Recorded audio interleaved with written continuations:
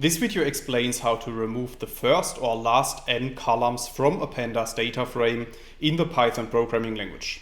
So without too much talk, let's dive into the Python code. In this video I will show you an example, and for this example we first need to import the pandas library, as you can see in the first line of code. And then we also need to create some example data using the DataFrame constructor, as you can see in the second code box. So after running these lines of code, a new data frame called data is created.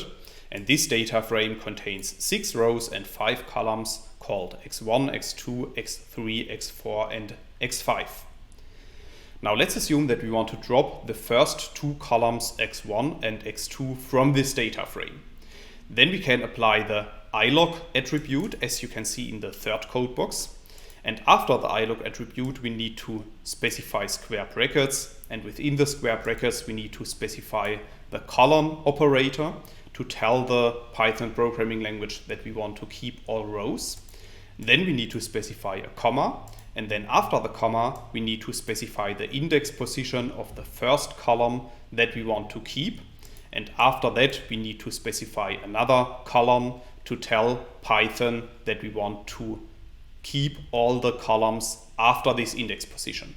So in this case the columns x3 to x5 are contained in these index positions.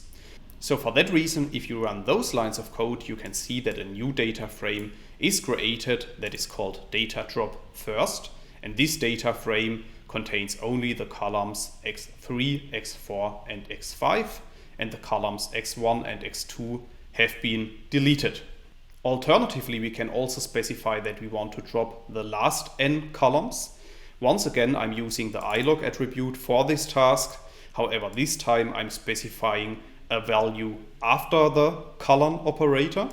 And in this case, I'm using the index position 3 to keep only the first 3 columns of our data frame. So as you can see, after running these lines of code, a new data frame is appearing, which contains only the columns x1, x2 and x3, and the last 2 columns x4 and x5 have been dropped.